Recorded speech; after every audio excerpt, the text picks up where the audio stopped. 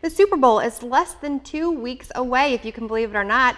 And we now know that Super Bowl, it's a huge day for food. And Joyce Schrage joins us today from Weight Watchers. She has some tips for us on how we can kind of survive the Super Bowl parties without busting out our waistline. That's correct. You know, we want to keep our eye on the goal. We've worked hard this first few weeks of our first month of the new year, and we want to keep from sidelining those efforts. So what you know, the most popular items for Super Bowl are pizza, chicken, avocados, carrots, and nachos. Okay, so, and a lot of those sometimes aren't on our list, so you're going to give us some tips on how we can infiltrate that into our diet. Exactly. One of the biggest things to think about before you go to the party is not going there really hungry and famished, because you might dive right into the chili cheese dip and not come out. So, you know, we have a light snack like the almonds or the string cheese, just to help stave off that hunger, give you a little, they're packed with protein, which helps us stay satisfied longer. I've made you know, having a vegetable tray. I know I don't go anywhere without a vegetable tray, so if you're going to a party, just ask if it's okay if you bring something along.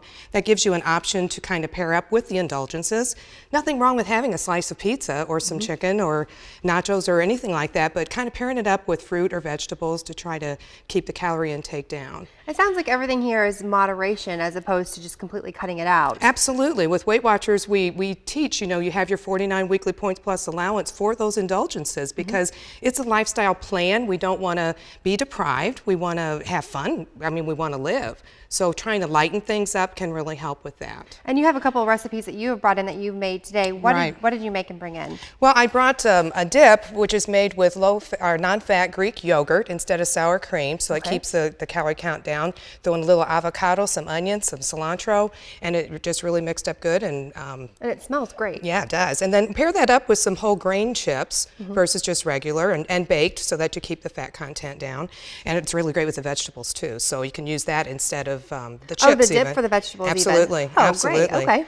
And then the chicken poppers are made with whole wheat breadcrumbs, some cornmeal, and some seasonings.